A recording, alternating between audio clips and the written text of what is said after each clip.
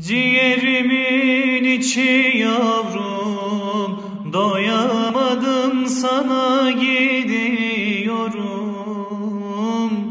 Dünyadan göç ediyorum, vadem doldu gidiyorum. Dünyadan göç ediyorum, vadem doldu gidiyorum.